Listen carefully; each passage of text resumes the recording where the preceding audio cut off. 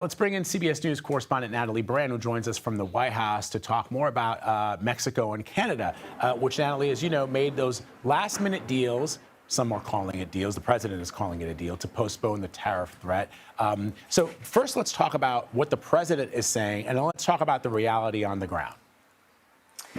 Vlad, good to be with you. Yeah, the White House touting this as a win as the leaders of Mexico and Canada promised some increased security around the border. Mexico's President Sheinbaum promising 10,000 National Guard troops there as, you know, the White House really threatened these tariffs to try to elicit more action in terms of curbing the flow of illegal migrants and drugs. But we do know, Vlad, that Mexico had really begun beefing up enforcement around the border last year, even under the Biden administration, putting troops on the border to try to, again, address what had been, you know, unprecedented levels of migration.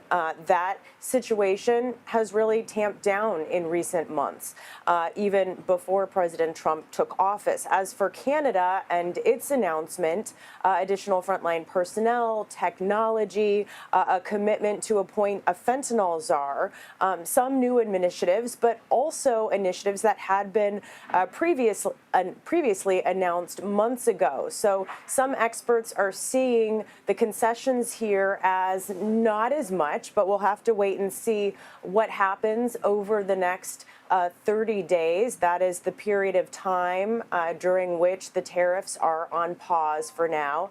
As for those tariffs on China that you were just talking about with Kelly, I spoke to a former deputy chief economist at the State Department under the Biden administration, Philip Luck, and asked him what he expects from the negotiations between the U.S. and China. We know President Trump is expected to soon talk to Chinese President Xi as early as today, potentially. So I asked him, what is he expecting from those conversations? Could there be a compromise there?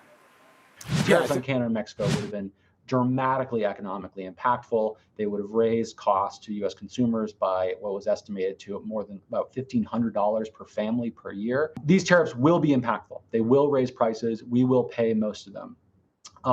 But they will not be as impactful as the tariffs on Canada and Mexico would have been.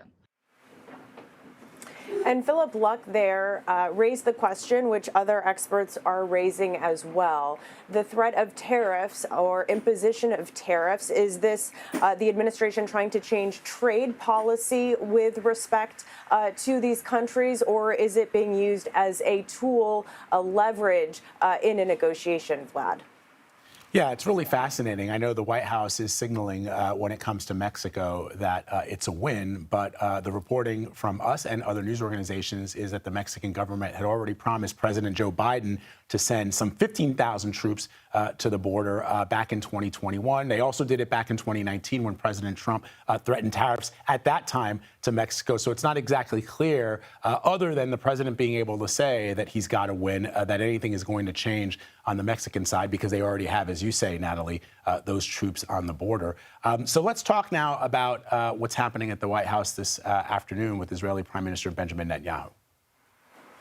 Yeah, this will be the first joint press conference with a foreign leader. The fact that it's Israel's prime minister, both countries saying that signals the significance of this relationship, an extremely close relationship between these two leaders and countries.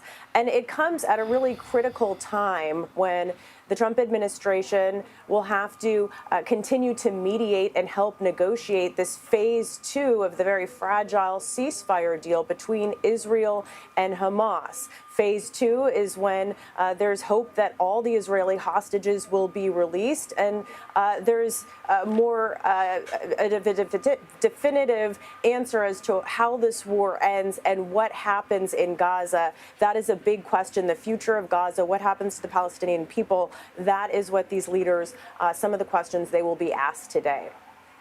All right, we'll be watching. Natalie Brand for us. Thank you very much.